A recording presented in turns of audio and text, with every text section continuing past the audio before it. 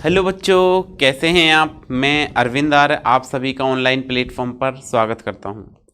हम आप सभी की मांग पर आज हम क्या डिस्कस करेंगे 2018 आरबीएससी का एग्ज़ाम पेपर। मेन में जो लगा मेन 2018 का एग्ज़ाम पेपर, इसका एक पैटर्न होगा। हम एक नई सीरीज़ लेके आए हैं, जितने भी आरबीएससी के बच्चे हैं उन सबके लिए। हम इसमें क्या पढ़ेंगे, जितने भी पुराने सालों में जो पेपर्स हुए हैं, चाहे वो सप्लीमेंट्री एग्ज़ाम का पेपर हुआ है या मेन एग्ज़ाम में पेपर हुआ है। अभी पहले हम इस सीरीज़ में 2018 से 2020 तक के पेपर सॉल्व करेंगे। देन उसके बाद अगर और टाइम मिलता है तो हम 17, 16, 15 तक जाएंगे। ठीक है, तो हम स्टार्ट करते हैं। ये सारे पेपर आपके फाइनल एग्ज़ाम के पॉइंट ऑफ व्यू से बड़े ही इम्पोर्टेंट होने वाले हैं। काफ़ी फ़ायदा मिलेगा आप इन पेपरों को अगर सॉल्व करके जाते हैं। फिजिक्स में बड़े इजी गोइंग आप 80 to 85 मार्क्स कंप्लीट कर सकते हैं केवल पेपर पढ़ के।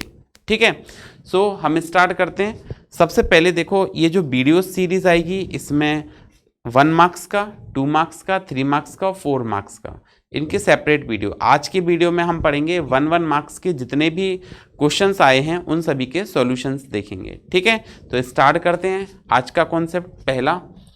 अब देखिए, फर्स्ट कॉन्सेप्ट अगर हम बात करते हैं तो हमारा जो पहला क्वेश्चन था इसमें वो कुछ ऐसे आया था। मैं आपको बता दूं, ये 2018 फिजिक्स का पेपर था। ठीक है, कंप्लीटली 2018 का है। आप इसको चेक कर लें एक बार। तो देखिए, इसमें पहला जो क्वेश्चन मिला था आपको वो कुछ ऐसे आया था। फर्स्ट क्वेश्चन जो है वो क्या था कि उस भौतिक राशि का नाम लिखिए। अगर आप हिंदी मीडियम के स्टूडेंट हैं तो आपके लिए ये लेक्चर बेनिफिशियल होगा। इंग्लिश मीडियम के हैं तो उसका नेक्स्ट लेक्चर में हम अलग से लेक्चर सेपरेट लेक्चर बनाएंगे दोनों के लिए।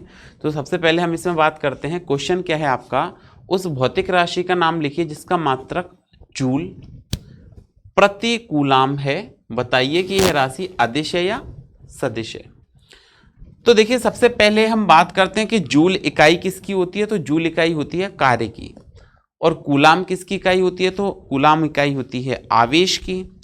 मतलब आंसर क्या बनना चाहिए, कार्य बटे आवेश। क्या बनना चाहिए, कार्य बटे आवेश। अब आप समझ पा रहे होंगे अगर आपने पढ़ा है कि मैं किसकी बात कर रहा हूँ। कार्य बटे आवेश यहाँ से किसकी इकाई होती है, तो वो होती है या तो विभवांतर की होती है, या तो विभवांतर बनेगा या विद्युत वाहक बल बनेगा। ठीक है, दोनों ही स्थितियों में उस भौतिक राशि का नाम लिखना है तो आप यहाँ पे विभवांतर भी लिख सकते थे, आप विद्युत वाहक बल भी लिख सकते थे, कोई समस्या नहीं है। ये आधे नंबर की बात है। तो हम लिखेंगे उस भौतिक राशि का नाम लिखिए जिसका मात्रक जूल प्रति कूलाम है। तो देखिए, जूल प्रति कूलाम उस भौतिक राशि का सॉल्यूशन में हम क्या लिखेंगे, जूल प्रति कूलाम विभवांतर का मात्रक होता है। क्या कहेंगे, जूल प्रति कूलाम, जूल प्रति कूलाम विभवांतर, विभवांतर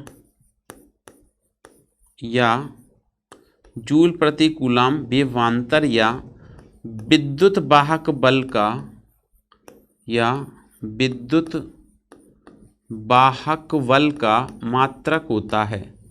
ठीक है, जूल प्रति कूलाम विभवांतर या विद्युत वाहक बल का मात्रक होता है, मात्रक होता है। बात समझ पा रहे हैं आप।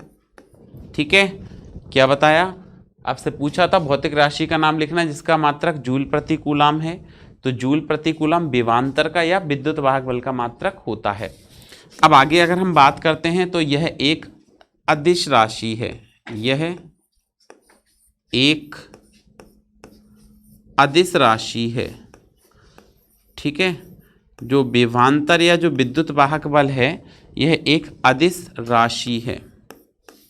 ठीक है, कैसी राशि है, अदिश राशि है। ठीक है, आप चाहें तो ऐसे लिख भी सकते हैं कि विभवांतर या विद्युत वाहक बल एक अदिश राशि है।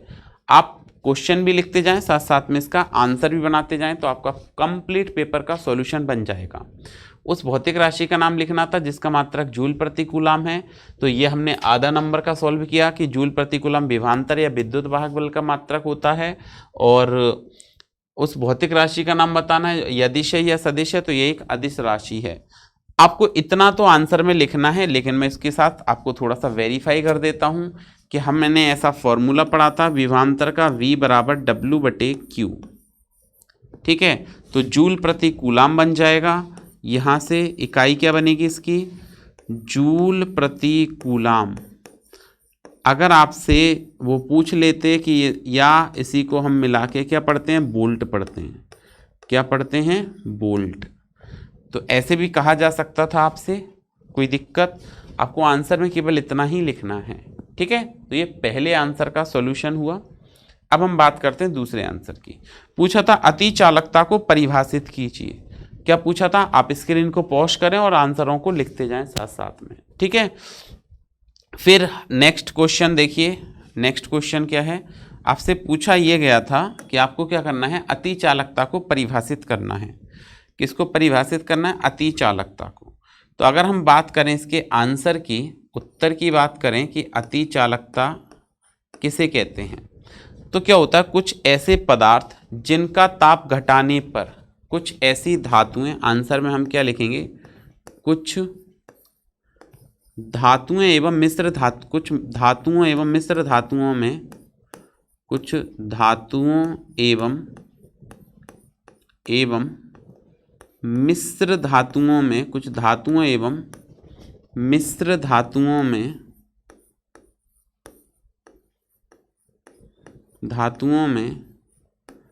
ताप का मान घटाने पर, ताप का मान घटाने पर, ताप का मान घटाने पर, कुछ धातुओं एवं मिश्र धातुओं में ताप का मान घटाने पर उनकी प्रतिरोधकता तेजी से घट जाती है। उनकी प्रतिरोधकता, उनकी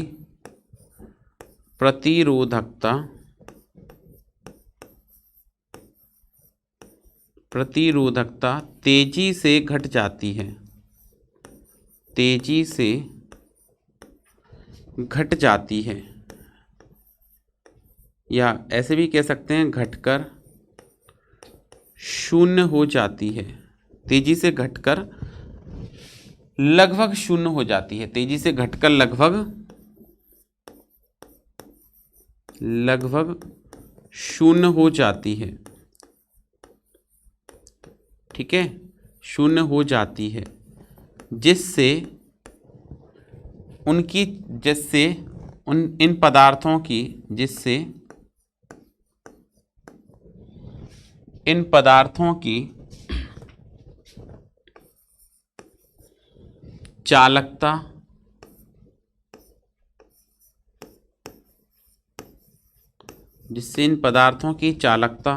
लगभग अनंत हो जाती है, लगभग अनंत हो जाती है, अनंत हो जाती है। इन पदार्थों को अतिचालक पदार्थ तथा इस गुण को अतिचालकता कहते हैं। इन पदार्थों को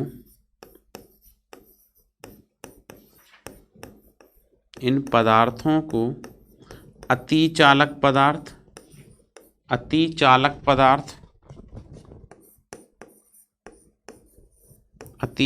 पदार्थ एवं इस गुण को अतिचालकता कहते हैं, एवं इस गुण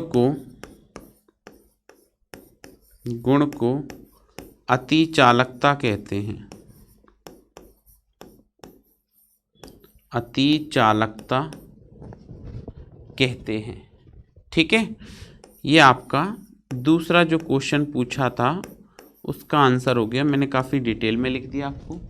ठीक है, क्या कहा, कुछ धातुओं एवं मिश्र धातुओं में ताप का मान जब हम घटाते हैं तो उनका विद्युत प्रतिरोध बहुत तेजी से घटता है। ठीक है, जिससे अगर विद्युत प्रतिरोध तेजी से घटकर लगभग शून्य हो जाएगा तो चालकता लगभग अनंत हो जाएगी। इन पदार्थों को अतिचालक पदार्थ एवं इस गुण को हम क्या कहते हैं, अतिचालकता कहते हैं। ठीक है, नेक्स्ट, ये आप स्क्रीन को पॉज करें, लिख दें। नेक्स्ट अगला जो क्वेश्चन पूछा गया था वो क्या था, हमसे पूछा था कि धारा मापी का दक्षतांक के बारे में आपको लिखना था। किसके बारे में लिखना था? दक्षतांक के बारे में। तो हम इसका उत्तर लिखते हैं कि दक्षतांक होता क्या है। तो देखिए दक्षतांक की बात करें तो दक्षतांक होता है x बराबर 1/, धारा सुग्राहिता। ठीक है, क्या होता है? x बराबर 1/, धारा सुग्राहिता। या आप दक्षतांक की बात करें तो दक्षतांक को हम ऐसे भी लिख सकते हैं I/φ। क्या लिख सकते हैं? बराबर I/φ। तो देखो परिभाषा यहाँ से दो बन सकती हैं कि किसी धारामापी के लिए धारा सुग्राहिता के व्युत्क्रम को दक्षतांक कहते हैं। धारामापी में धारा सुग्राहिता के, धारामापी में क्या लिखेंगे? धारामापी में धारा सुग्राहिता के व्युत्क्रम को। ठीक है, धारामापी में धारा सुग्राहिता के व्युत्क्रम को, सुग्राहिता के व्युत्क्रम को, व्युत्क्रम को, धारामापी में धारा सुग्राहिता के व्युत्क्रम को, व्युत्क्रम को दक्षतांक कहते हैं। दक्षतांक कहते हैं। ठीक है, धारामापी में धारा सुग्राहिता के व्युत्क्रम को हम क्या कहते हैं? दक्षतांक कहते हैं। एक तो ये परिभाषा लिख सकते हैं, या आप चाहें तो किसी धारामापी के पाठ्यांक पर या धारामापी के स्केल पर प्रति एकांक विक्षेप पर प्रवाहित धारा, किसी धारामापी के, किसी धारामापी स्केल पर, धारामापी के स्केल पर, स्केल पर, धारामापी के किस पर? स्केल पर प्रति इकाई विक्षेप पर प्रवाहित धारा, या प्रति एकांक विक्षेप पर प्रवाहित धारा, प्रति एकांक विक्षेप पर प्रवाहित धारा, प्रति एकांक विक्षेप पर प्रवाहित धारा की मात्रा को, प्रवाहित धारा की मात्रा को, मात्रा को दक्षतांक कहते हैं। दक्षतांक कहते हैं। ठीक है, ये आपकी एक और डेफिनेशन बन जाती है, एक और फॉर्मूला बन जाता है धारा सुग्राहिता का। यहाँ से हम समझ सकते हैं धारामापी में धारा सुग्राहिता के व्युत्क्रम को हम क्या कहते हैं? दक्षतांक। या ऐसे कह सकते हैं किसी धारामापी के स्केल पर प्रति एकांक विक्षेप, फाई का मतलब विक्षेप, पर प्रवाहित धारा की मात्रा को दक्षतांक कहते हैं। बात समझ पा रहे हैं? नेक्स्ट, इसको नोट कर लें। नेक्स्ट क्वेश्चन की अगर हम बात करते हैं तो देखिए अगला क्वेश्चन क्या है। अगला क्वेश्चन ये था कि आपसे पूछा ये गया था कि एक लोह चुंबकीय पदार्थ के लिए शैथिल्य वक्र बनाना है। तो शैथिल्य वक्र सबसे पहले तो हमने पढ़ा था कि चुंबकन क्षेत्र H और चुंबकीय जो प्रेरण है B उसके मध्य बनाया जाता है। तो उसके लिए इसको BH वक्र कहते हैं। तो आपको सबसे पहले BH वक्र बनाने के लिए आपको ये दो लाइन ड्रॉ करनी होंगी, X अक्ष और Y अक्ष। तो हमने ये दो अक्ष बना दिए, इन्हीं के बीच में हमको VH वक्र ड्रॉ करना है। एक ये अक्ष हो गया, Y अक्ष हो गया ये। ठीक है, ये कौन सा अक्ष हो गया?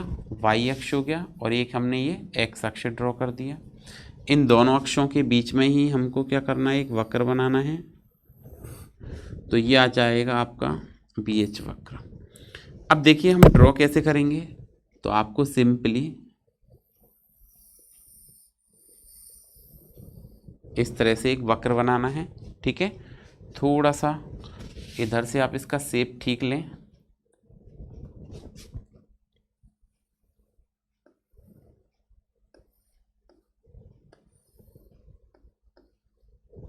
इस तरह का एक वक्र बनेगा जिसको हम VH वक्र कहेंगे। ठीक है, दोबारा ड्रॉ कर देता हूं मैं, थोड़ा सा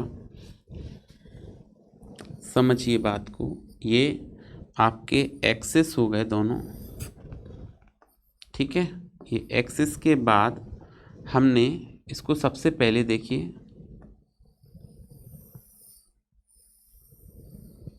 इस तरह से पीछे वाला पार्ट थोड़ा सही कर देते हैं।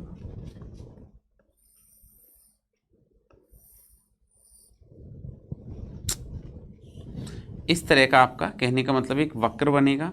इस वक्र को हम क्या कहेंगे, BH वक्र कहेंगे। तो BH वक्र आपसे, वैसे तो ये क्वेश्चन क्या है 4 नंबर में जनरली पूछा जाता था, लेकिन अभी इस बार क्या था 1 नंबर में ही पूछ लिया गया इस क्वेश्चन को। किसको, BH वक्र को कितने में पूछा गया, 1 नंबर में पूछा गया था। तो देखिए हमने इसके जो पॉइंट्स मार्क कर लिए पहले, उसके बाद हमने ये ड्रॉ किया। जब वक्र आप ड्रॉ करेंगे थोड़ा सा इसका शेप का आपको प्रॉपर ध्यान रखना है कि इसका शेप कैसे आएगा।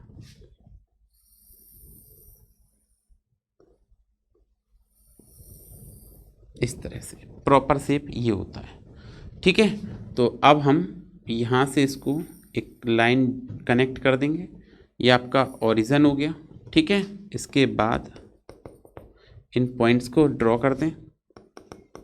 ये एक्चुअल BH वक्र होता है, वास्तविक BH वक्र होता है। इसमें H चुंबकन क्षेत्र एम्पियर पर मीटर में इधर की तरफ चलेगा, और ये B चुंबकन तीव्रता, ये टेस्ला में होती है T, ठीक है। ये चुंबकीय संतृप्तता है। इस बिंदु को हम क्या कहेंगे, यहाँ पे इसको कहते हैं हम, इस पॉइंट को क्या कहते हैं, चुंबकीय संतृप्तता। चुंबकीय संतृप्तता, अधिकतम चुंबकत्व होता है यहाँ पे, तो इसको इसलिए हम क्या कहते हैं, चुंबकीय संतृप्तता कहते हैं। बात समझ पा रहे हैं। अगर हम इस बात की बात करें, इस पॉइंट की बात करें, तो ये होता है चुंबकीय अवशेष। इसको कहते हैं चुंबकीय अवशेष या चुंबकत्व अवशेष। चुंबकत्व अवशेष, ठीक है। ये पॉइंट आपका क्या कहलाता है, चुंबकत्व अवशेष, ठीक है। अगर हम आगे बात करते हैं तो इस तरह से इसमें पॉइंट्स होते हैं, आप नाम भी दे दें इसको। ये मान सपोज दैट M पॉइंट हो गया, ये N पॉइंट हो गया, ये आपका A, इसको हमने C कहा है क्योंकि B ले लिया है। ये D हो गया, इसको E कह दिया। ये पॉइंट आपका F हो गया, इस पॉइंट को हमने G कह दिया। इस तरह से हम ये BH वक्र को ड्रॉ कर सकते हैं। नेक्स्ट क्वेश्चन की बात करते हैं। आप पॉज करिए, इसको लिख लीजिए वीडियो में से। नेक्स्ट क्वेश्चन जो है 5th नंबर का, वो क्या था, 5th नंबर जो क्वेश्चन पूछा गया था आपसे ये पूछा था, प्रत्यावर्ती धारा के शिखर से शून्य तक पहुंचने में लगा समय ज्ञात कीजिए। प्रत्यावर्ती धारा की आवृत्ति दी गई थी। तो देखिए धारा, प्रत्यावर्ती धारा कुछ ऐसे चलती है, इस तरह से। आवृत्ति इसकी 50 हर्ट्ज है। तो सबसे पहले अगर मैं इसकी वैल्यू की बात करता हूं तो देखिए ये एक चक्र पूरा होने में हमने माना कि समय कितना लगता है, T, एक चक्र में। तो आधे में कितना लगेगा, T/2, ठीक है। तो 1/4 में कितना लगेगा, तो ये लगेगा T/4। तो देखिए एक शिखर मान तक पहुंचने में लगा समय पूछ रहे थे, तो ये तो कितना हो गया, समझने वाली बात है, ये 0 हो गया। यहाँ पे, यहाँ से स्टार्टिंग की है, प्रारंभ किया गया है, और ये अधिकतम हो गया। तो अधिकतम शून्य से शिखर मान तक हम क्या, शिखर से प्रत्यावर्ती धारा को शिखर से शून्य तक पहुंचने में। तो अब देखिए अगर ये T/4 है, ये शिखर है और इससे शून्य तक आ रही है, तो T/2 में आती है शून्य तक। तो डिफरेंस कितना हो गया, तो आप कहोगे T/2 माइनस T/4, मतलब T/4 का डिफरेंस हो गया। तो पहले समय निकाल लेते हैं हम, ठीक है। प्रत्यावर्ती धारा को शिखर से शून्य तक पहुंचने में लगा समय ज्ञात करना है। धारा की आवृत्ति दी गई है, तो देखो शून्य से हम लिखते हैं, या सॉरी शिखर से, उत्तर में हम क्या लिखेंगे, उत्तर में लिखेंगे शिखर से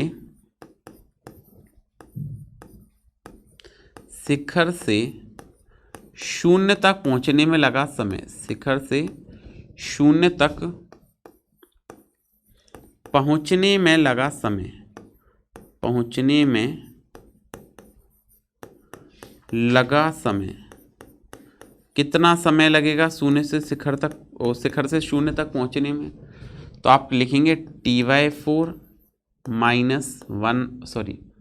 टी वाई, ऐसे करें आप इसको फाइनल माइनस इनिशियल, तो आप लिखेंगे Ty2 माइनस Ty4, एलसीएम आपका 4 आ जाएगा, तो ये बचा 2t माइनस टी मतलब Ty4।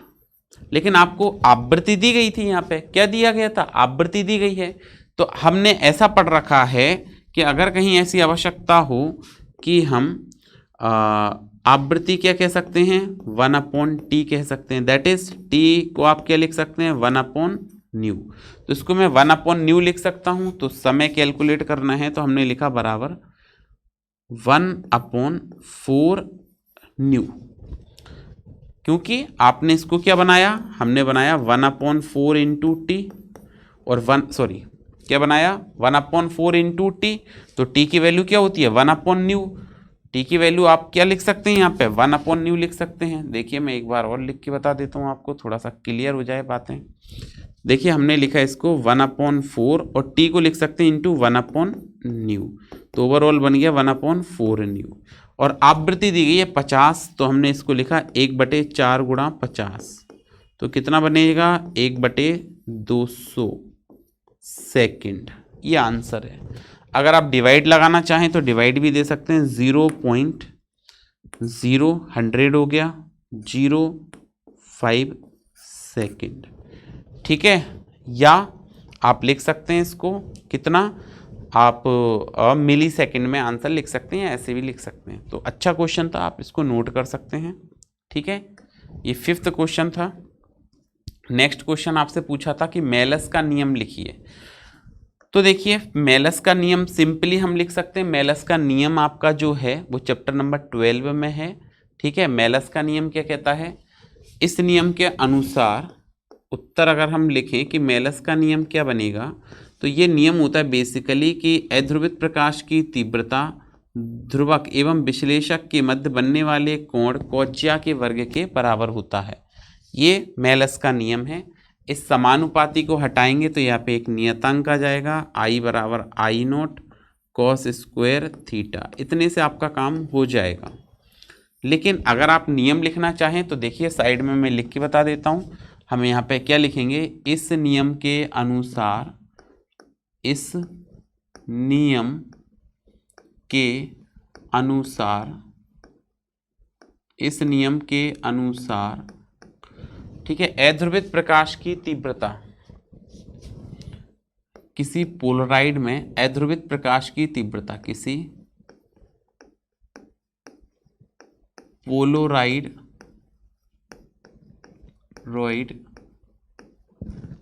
के लिए, किसी पोलोराइड पर आपतित अध्रुवित प्रकाश की तीव्रता, किसी पोलोराइड पर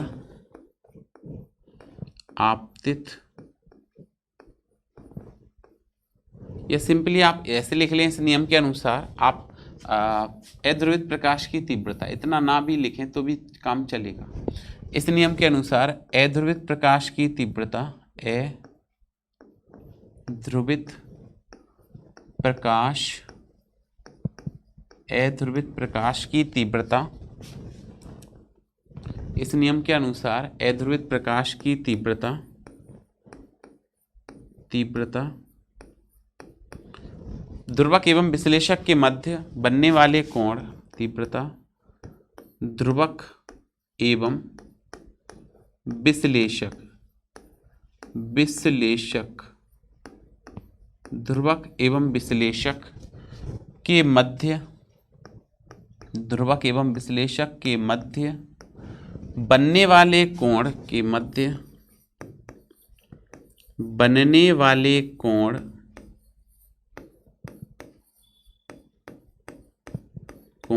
कॉज्या के वर्ग के समानुपाती होती है, ठीक है। क्या बताया आपको, ये नियम क्या कहता है कि इस नियम के अनुसार अध्रुवित प्रकाश की तीव्रता ध्रुवक एवं विश्लेषक के मध्य बनने वाले कोण कोज्या के वर्ग के समानुपाती होती है। जैसे एक आप पोलराइड में देखेंगे, आगे वाला ध्रुवक कहलाएगा, पीछे वाला विश्लेषक कहलाएगा, उनको ऐसे चलाया जाएगा। ठीक है, तो ये आपका कौन सा नियम हो गया? मेलस का नियम हो गया। नेक्स्ट क्वेश्चन की बात करें, क्वेश्चन नंबर 7। क्वेश्चन नंबर 7 क्या है? किसी धातु के लिए कार्यफलन से क्या तात्पर्य है? तो देखिए उत्तर क्या बनेगा, धातु के लिए कार्यफलन। ठीक है, तो धातु के कार्यफलन के लिए हम क्या कह सकते हैं कि कार्यफलन की परिभाषा लिखनी है कि किसी धातु की सतह पर आपतित न्यूनतम प्रकाश की तीव्रता जो क्या करे, प्रकाश की सतह से इलेक्ट्रॉनों का उत्सर्जन कर दे। तो हम क्या कह सकते हैं, किसी धातु की सतह को दी गई वह न्यूनतम ऊर्जा जो क्या करे, इलेक्ट्रॉनों का, प्रकाशिक इलेक्ट्रॉनों का उत्सर्जन करे, उसे हम क्या कहते हैं? प्रकाशिक इलेक्ट्रॉनों का उत्सर्जन करे, उसे हम क्या कहते हैं? कार्यफलन।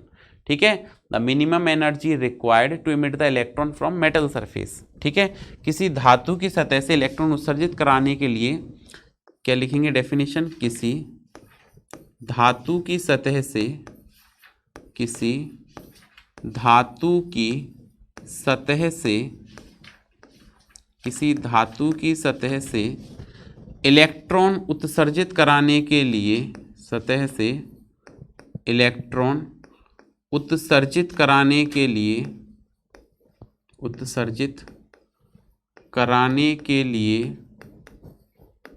उत्सर्जित कराने के लिए उसे दी गई न्यूनतम ऊर्जा, कराने के लिए उसे दी गई, उसे दी गई न्यूनतम ऊर्जा की मात्रा को, न्यूनतम ऊर्जा की मात्रा को, न्यूनतम ऊर्जा की मात्रा को, मात्रा को कार्यफलन कहते हैं। न्यूनतम ऊर्जा की मात्रा को कार्यफलन कहते हैं। बात समझ पा रहे हैं? क्या बताया आपको? कार्यफलन क्या होता है? किसी धातु की सतह से इलेक्ट्रॉन उत्सर्जित कराने के लिए उसे दी गई न्यूनतम ऊर्जा की मात्रा को कार्यफलन कहते हैं। ठीक है, ये आपका 13 चैप्टर में है कॉन्सेप्ट। नेक्स्ट अगर हम बात करते हैं क्वेश्चन नंबर 8 की, तो क्वेश्चन नंबर 8 क्या है? क्वेश्चन नंबर 8 है 10⁴ वोल्ट से त्वरित इलेक्ट्रॉन से संबद्ध डी ब्रोगली तरंगदैर्घ्य। तो हम इसका उत्तर जो लिखेंगे वो क्या लिखेंगे? वो लिखेंगे इलेक्ट्रॉन से संबद्ध,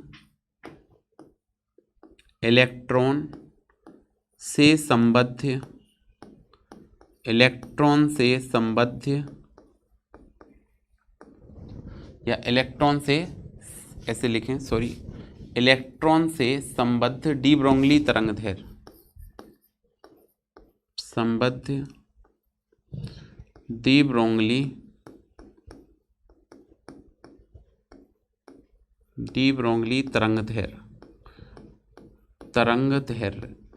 तो देखिए इलेक्ट्रॉन से संबद्ध डी ब्रोगली तरंगदैर्घ्य का जो फॉर्मूला होगा लैम्डा ई बराबर 12.27 अपॉन √v।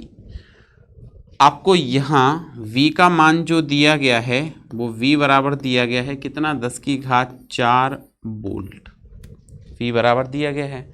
यहाँ वैल्यू रखते हैं तो ये आ जाएगा 12.27। ये एंगस्ट्रॉन्ग में आएगा आंसर, ध्यान रखें इस बात का। किस में आएगा? एंगस्ट्रॉन्ग में। डिवाइडेड बाय 10⁴ सॉल्व करेंगे तो ये बनेगा 12.27 अपॉन 100।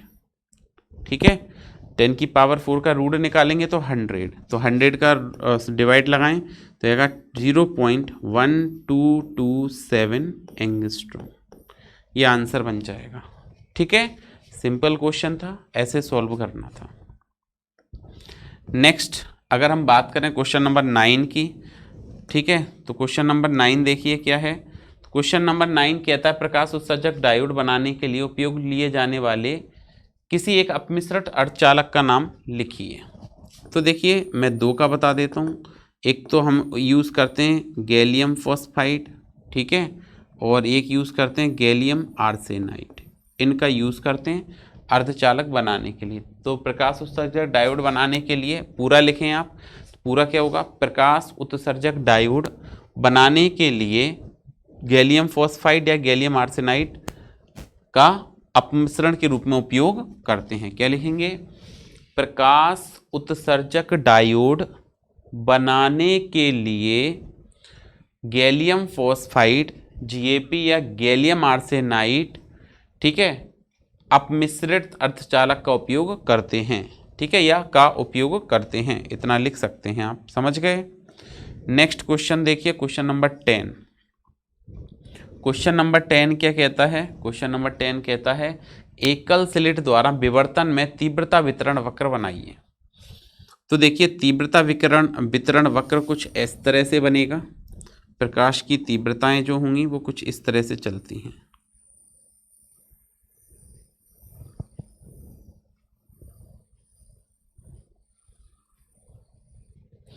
इस तरह से ये तीव्रता वितरण वक्र बनता है। एक मिनट, सॉरी, दोबारा बना देते हैं एक बार फिर से। तो देखिए तीव्रता वितरण वक्र क्या कहता है, ये हम बनाएंगे तीव्रता वितरण वक्र। ये प्रकाश की तीव्रताएं जो हैं वो कुछ इस तरह से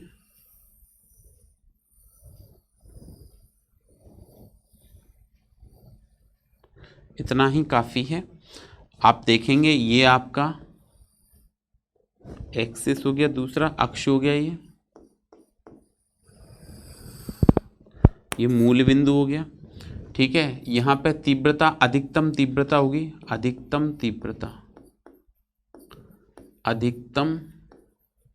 तीव्रता होगी यहाँ पे, ठीक है। तो ये तीव्रता आई और ये पथांतर इन दोनों के बीच में बनाया जाता है। ये मूल बिंदु है तो इधर भी पथांतर होगा लैम्डा, ठीक है। इन दोनों के मध्य वक्र बनाया जाता है, इसको तीव्रता वितरण वक्र कहते हैं। ये तीव्रता है। आप थोड़ा सा अच्छे से लिखना चाहें तो ऐसे कर सकते हैं। ये एक्स अक्ष है, इधर ये एक्स डैश अक्ष है,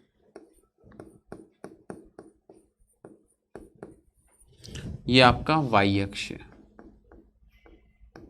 तो ये तीव्रता वितरण वक्र हो गया। आप चाहें तो यहाँ पे पाई के फॉर्म में लिख सकते हैं, ये π/2 हो जाएगा, इस तरह से लिख सकते हैं चाहे तो, नहीं तो आवश्यकता है नहीं, ठीक है। फिर देखें आगे, क्वेश्चन नंबर 11 है, 12 है और 13। तो देखिए क्वेश्चन नंबर सबसे पहले 11 की बात करते हैं हम। क्वेश्चन नंबर 11 क्या कहता है? तो क्वेश्चन नंबर 11 देखिए क्या है, एक समान दर से चलने वाली श्रृंखला अभिक्रिया के लिए न्यूट्रॉन गुणन गुणांक कितना होगा। तो सबसे पहले बात करते हैं कि न्यूट्रॉन गुणन गुणांक होता क्या है, ठीक है। तो हमने लिखा न्यूट्रॉन गुणन गुणांक, न्यूट्रॉन गुणन गुणांक, ठीक है। तो किसी नाभिकीय श्रृंखला अभिक्रिया में क्या कह सकते हैं, न्यूट्रॉनों के उत्पादन की दर, न्यूट्रॉनों के उत्पादन की दर एवं न्यूट्रॉनों के हानि की दर। क्या कह सकते हैं, न्यूट्रॉनों के हानि की दर के अनुपात को न्यूट्रॉन गुणन गुणांक कहते हैं, के से प्रदर्शित करते हैं। और समान दर से चलने वाली श्रृंखला अभिक्रिया के लिए इसका मान 1 होगा। तो हम यहाँ पे आंसर आपको ये लिखना है, क्या लिखेंगे, समान दर से चलने वाली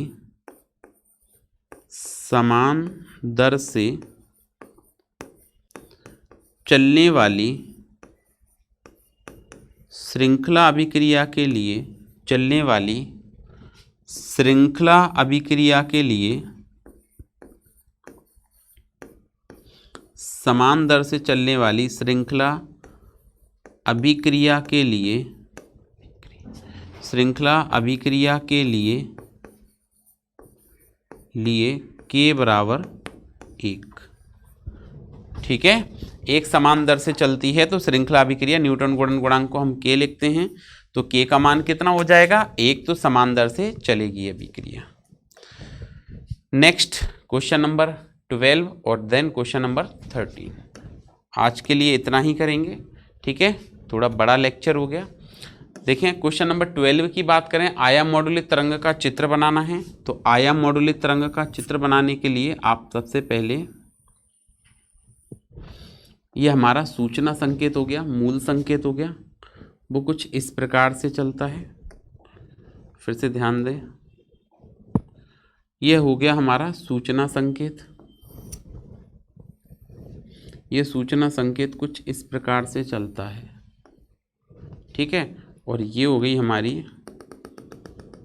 वाहक तरंग। तो वाहक तरंग इस पर अध्यारोपित करेंगे इसके आयाम पर।